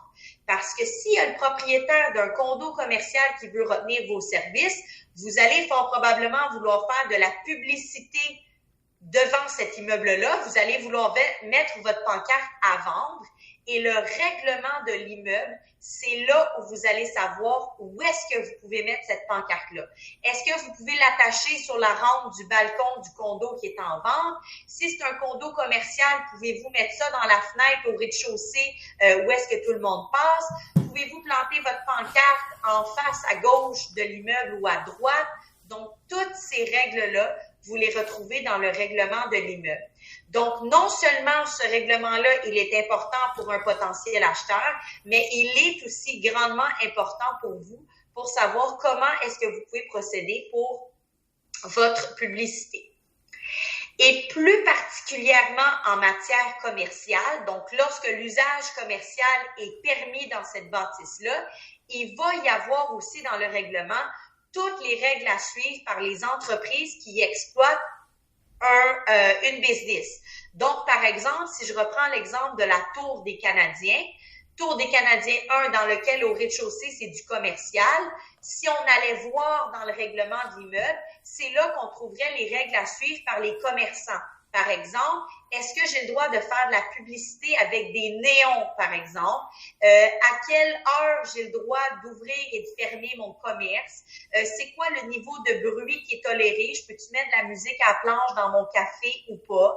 Est-ce qu'il y a des systèmes particuliers qui doivent être mis en place? Donc, si les gens utilisent le même portique d'entrée que les habitants de la tour à condo, est-ce qu'on a besoin d'avoir des gardiens de sécurité? Est-ce que les consommateurs de mon commerce doivent entrer par des portes particulières? Comment ça fonctionne pour la livraison des marchandises? Donc, est-ce que les camions ont le droit d'utiliser ou les livreurs ont le droit d'utiliser les portes générales ou il faut utiliser les quais de chargement? À quelle heure est-ce que les livraisons sont possibles? Parce que si on pense, par exemple, à une épicerie, il y a peut-être des livraisons qui sont faites très tôt le matin et même dans la nuit. Et ça pourrait être dérangeant pour les habitants. Donc, vous voyez, c'est le règlement de l'immeuble qui va me donner le day-to-day de ce qui est permis dans cet immeuble-là. Donc, le règlement de l'immeuble, c'est hyper important d'en obtenir une copie à jour du syndicat et la façon de l'obtenir, c'est via le formulaire de demande au syndicat de la copropriété. Vous avez également raison, Farida, c'est dans le règlement qu'on va prévoir comment ça fonctionne pour l'élection des administrateurs. Est-ce qu'ils ont le droit d'être rémunérés? Est-ce qu'on se donne le droit d'engager aussi des compagnies externes pour faire l'administration? Donc, tout ça dans le règlement de l'immeuble. Finalement, la dernière partie de la déclaration de copropriété, c'est ce qu'on appelle l'état descriptif des fractions. Et ça, c'est la partie qui est probablement la plus simple de la déclaration de copropriété parce que tout ce qu'on vous donne à cet endroit-là, c'est la concordance entre le condo et son numéro de lot. Donc, on va vous dire, par exemple, les parties privatives, ce sont les suivantes. Condo numéro 1 200 000 et c'est l'adresse civique qui correspond à telle adresse. Donc, on va vous donner simplement les correspondances entre les numéros de lot et les adresses civiques. Et si ce sont des locaux commerciaux, la même chose, on va vous dire, tel numéro de lot, c'est un condo commercial et c'est la suite un tel de l'immeuble. Donc, assez facile pour l'état descriptif des fractions. C'est une partie que vous pouvez aussi consulter simplement pour corroborer l'information que vous allez déjà avoir de toute façon dans le rôle foncier, dans le certificat de localisation. Donc, vous allez déjà avoir ça placardé à plusieurs endroits, mais vous pouvez le retrouver aussi à la fin dans l'état descriptif des fractions. Ça va toujours jusqu'ici? Excellent. La prochaine chose que je me dois de vous rappeler, bien entendu, c'est qu'on parle d'un condo résidentiel ou d'un condo commercial. L'idée, elle est la même, la structure juridique, elle est la même. C'est que les différents copropriétaires vont devoir contribuer aux charges communes. Okay? Donc, étant donné qu'il y a des espaces et des installations dans cet immeuble-là qui sont à utilisage commun, c'est sûr que mensuellement, les copropriétaires vont devoir payer des frais de condo. Et juste pour qu'on soit clair, ces frais de condo-là sont divisés dans 3 comptes différents et c'est le syndicat de la copropriété qui est en charge de l'administration. Donc, les fameux frais de condo vont se diviser dans 3 comptes différents. Le premier compte, c'est ce qu'on appelle le fonds de prévoyance. Donc, le fonds de prévoyance, moi, j'aime bien l'appeler le compte épargne.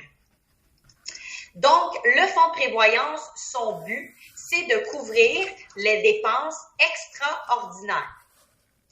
Donc, quelque chose qui ne se produit pas à tous les mois, que ce soit, par exemple, un dommage qui a été fait à l'immeuble, c'est une dépense extraordinaire, ou bien que ce soit quelque chose qui ne revient pas non plus de façon fréquente, par exemple, lorsque c'est le temps de refaire la toiture, refaire les fenêtres, refaire les rampes des balcons.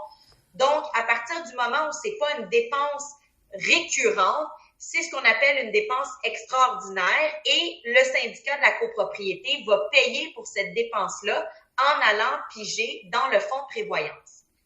Le fonds de prévoyance exige au syndicat de la copropriété, pour le moment, d'y mettre un montant de 5% minimum des frais de condo. Donc, annuellement, le syndicat va faire un budget. Donc, va dire, OK, pour payer toutes les factures récurrentes d'hydro, de chauffage, de déneigeur, d'entretien paysagiste, de laveur de fenêtres, de gardien de sécurité, de concierge, donc pour toutes ces dépenses récurrentes-là, et aussi en prévision des dépenses extraordinaires, on établit un budget annuel de, mettons, je dis n'importe quoi, 20 000 $.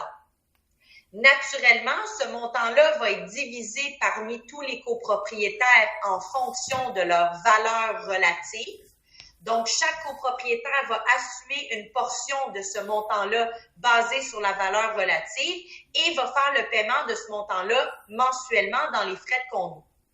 Le syndicat de la copropriété, à la fin de l'année, lorsqu'il va avoir récupéré le plein 20 000 $, va devoir mettre 5% de ce montant-là dans le compte épargne, dans le compte de fonds de prévoyance. Et oui, vous le mentionnez très bien, Sylvie, lors de la vente, il n'y a pas de répartition du fonds de prévoyance. Okay? Donc, même si c'est un montant qui provient des frais de condo, comme c'est un montant cumulatif à tous les années, il n'y a pas de répartition du fonds de prévoyance. Donc, même si ça fait 10 ans que je suis copropriétaire, ça fait 10 ans que je paye mes frais de condo et qu'il y a 50 000 $ d'accumulé dans le fonds de prévoyance, je ne récupère rien de ça au moment de la vente. Ça va jusqu'ici? Le deuxième fonds dans lequel on va mettre une partie des frais de condo, et celui-là, il est nouveau depuis avril cette année, c'est ce qu'on appelle le fonds d'auto-assurance. Est-ce que vous en avez entendu parler? Avez-vous entendu parler du fonds d'auto-assurance?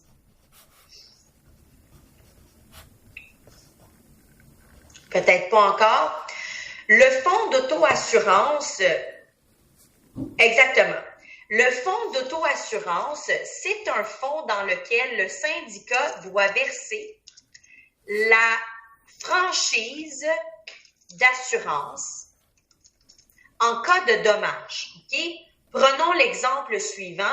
Il y a une tempête, il y a un arbre qui tombe sur le toit de la copropriété. Naturellement, il faut procéder à la réparation du toit. C'est le syndicat qui assure l'immeuble lui-même.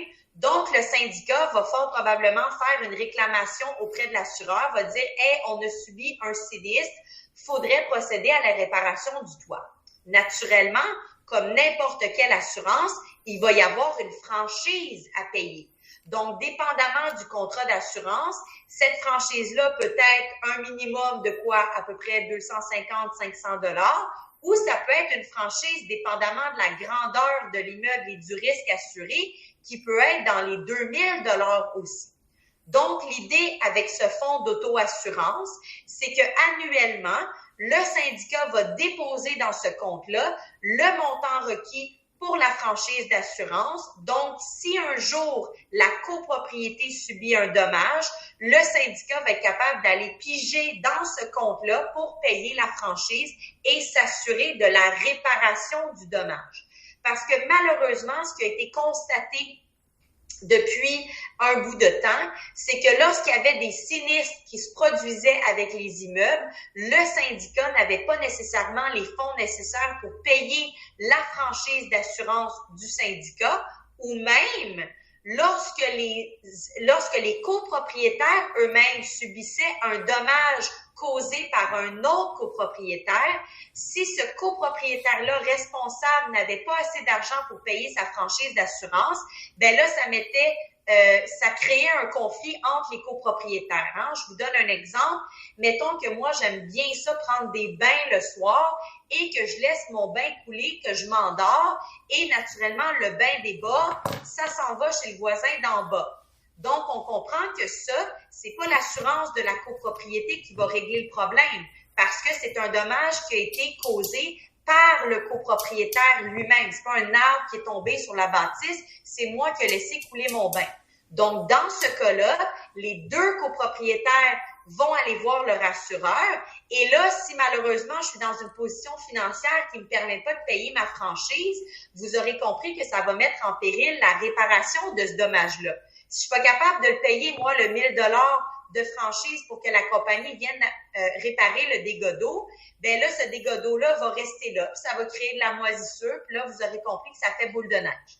Donc, pour couvrir les franchises d'assurance, le syndicat va prendre une portion du frais de condo annuel et va aller mettre ça dans ce fonds-là. Donc, ça, c'est la nouveauté depuis avril.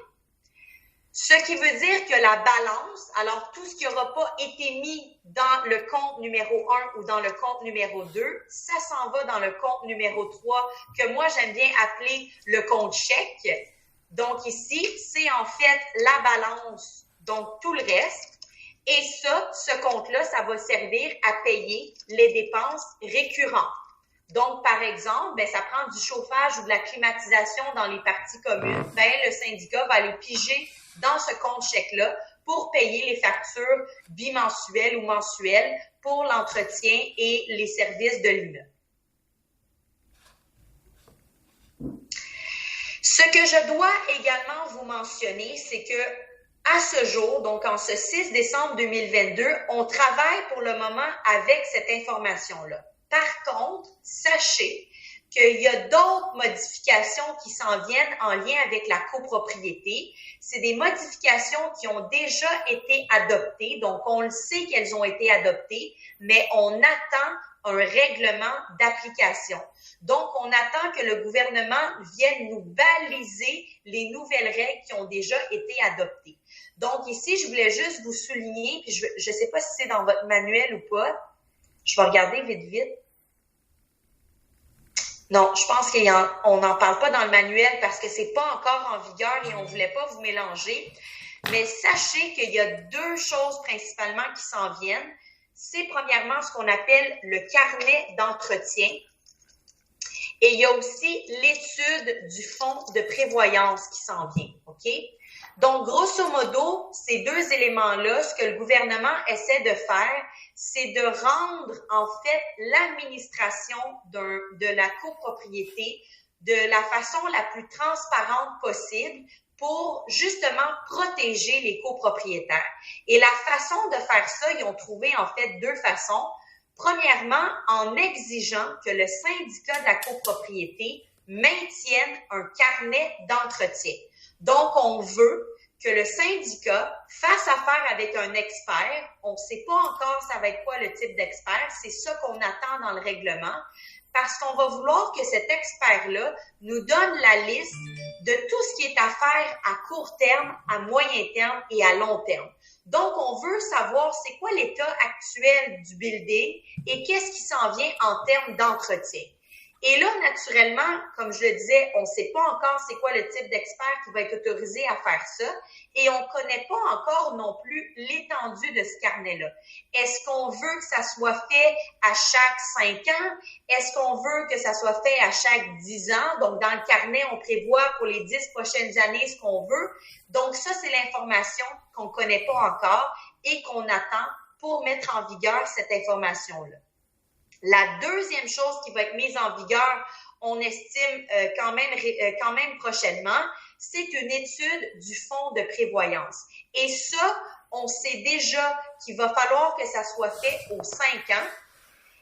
Là, ce qu'on ne sait pas encore, c'est, encore une fois, qui va être l'expert mandaté pour faire cette étude-là et quel sera l'impact de cette étude-là sur le fonds de prévoyance.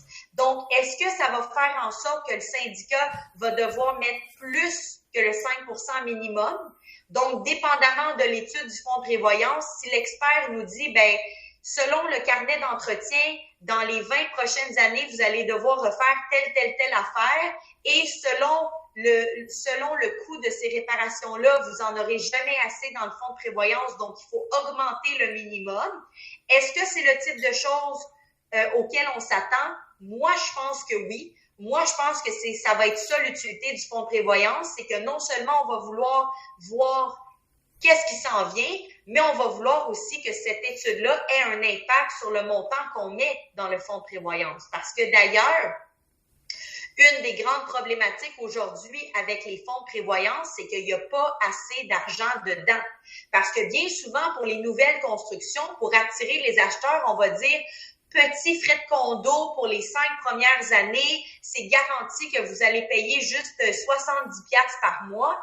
Mais c'est sûr que si dans cette tour-là, il y a des ascenseurs, il y a une piscine, il y a une terrasse sur le toit, que c'est un gratte-ciel de 20 étages, 80$ par mois, ça marchera pas là pour couvrir les dépenses à venir extraordinaires. Donc, même si c'est très attrayant au début, ça risque d'avoir un impact très négatif dans le futur.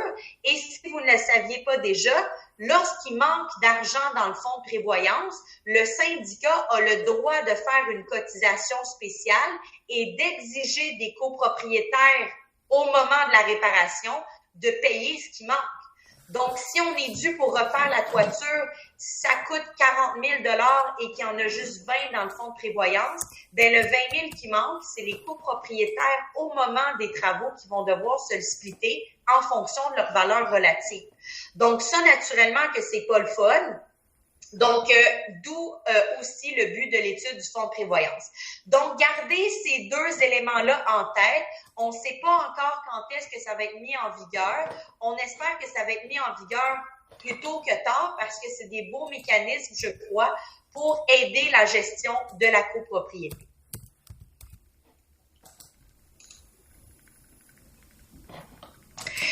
Ce que vous avez, donc le reste de la section sur la copropriété divise, je ne vais pas le couvrir avec vous. Donc, moi, ça fait le tour de ce que j'avais besoin de vous rappeler en lien avec la copropriété.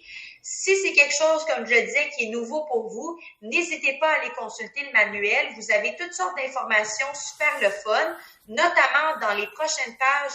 Vous avez la définition du syndicat de la copropriété, ça vous explique comment ça fonctionne, c'est quoi les registres que la copropriété doit tenir, ça vous donne également comment ça fonctionne pour les droits de vote et ça vous dit même de quelle façon est-ce qu'on veut mettre fin aussi à de la copropriété. Donc, toutes ces informations-là, je vous en laisse la lecture autonome. J'aurais voulu aujourd'hui couvrir la copropriété indivise, mais il est beaucoup trop tard, donc j'ai déjà dépassé mon target qui était le 2h40, 2h45. Donc, je vais m'arrêter ici pour aujourd'hui. Au prochain cours, on va terminer le chapitre 2 en parlant de la copropriété indivise et on va enchaîner avec le chapitre 3, OK? Donc, il n'y a pas d'alarme à sonner ici, là, même si on a pris juste un petit peu de retard aujourd'hui. On va être capable de le rattraper au prochain cours sans problème. Donc, si vous avez des questions en lien avec le cours d'aujourd'hui ou avec l'intra, envoyez-moi ça par Mio. Sinon, nous, on va se revoir mardi prochain. Donc, le prochain cours, il est prévu pour mardi le 13 décembre et ça sera notre dernier cours avant les fêtes. OK? Donc, je vous attends mardi prochain, le 13 décembre. Et sur ça, je vous souhaite une belle semaine et une belle fin de semaine. Donc, à bientôt.